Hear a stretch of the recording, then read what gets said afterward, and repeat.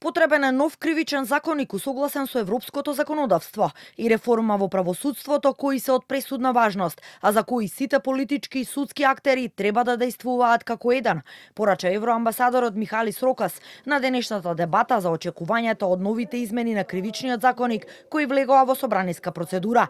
Неказнивоста мора да заврши. Потребни се независни истраги и судски постапки против висока корупција, злоупотреби на функции и јавни набавки, а последиците од измените во КЗ во 2023-та мора да се коригираат, кажа Рокас.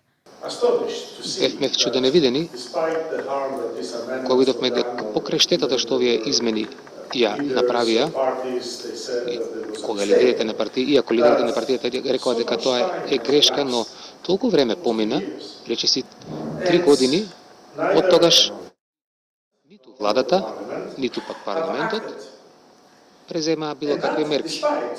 Од наша страна, Европската комисија препорачува дека Северна Македонија треба да донесе нов кривичен законник кој што ќе биде усогласен со европското законодавство и светските стандарди. Претседателот на Уставниот суд Дарко Костадиновски е задоволен што собранието ја испочитувало нивната одлука во рокот од 6 месеци да ги стават новите измени на кривичниот законник во редовна постапка.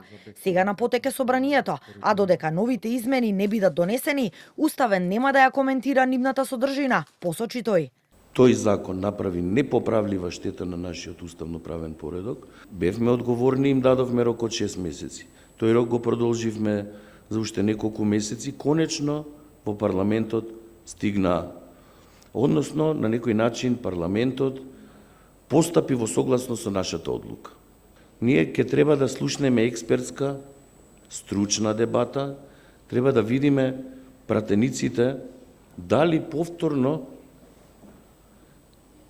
ќе штитат некого или ќе го артикулираат интересот на сопствените граѓани. Сепак дел од експертите и обвинителите не се оптимисти дека предложените нови измени на КЗ ќе дадат некакви особени резултати во борбата против криминалот и корупцијата. Очекувам од Уставниот суд, посебно кога постојат индиции дека овие измени, мислам, онака оддалеку се гледа дека се дадени проформа само за да се задоволи нешто, за да се купи време, за да се изигра собраниската процедура.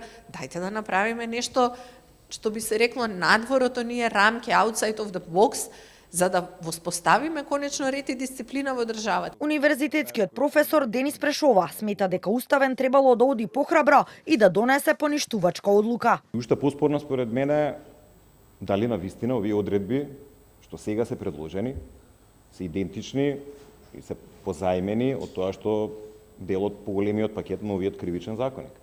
Доколку не е така, тогаш е проблематично. Не заборавајте дека и да ги донесат новите измени за делата кои се сторени во овој период, за кои се води постапка, ќе важат претходните измени. Затоа јас сметам дека е најисправно да се оди на едно радикално решение. Новите законски измени за кривичниот законник засега не се знае кога ќе се најдат на дневен ред во собранието. Паралелно, Министерството за правда подготвува нов кривичен законник кој во моментов се усогласува со 4 нови ЕУ директиви.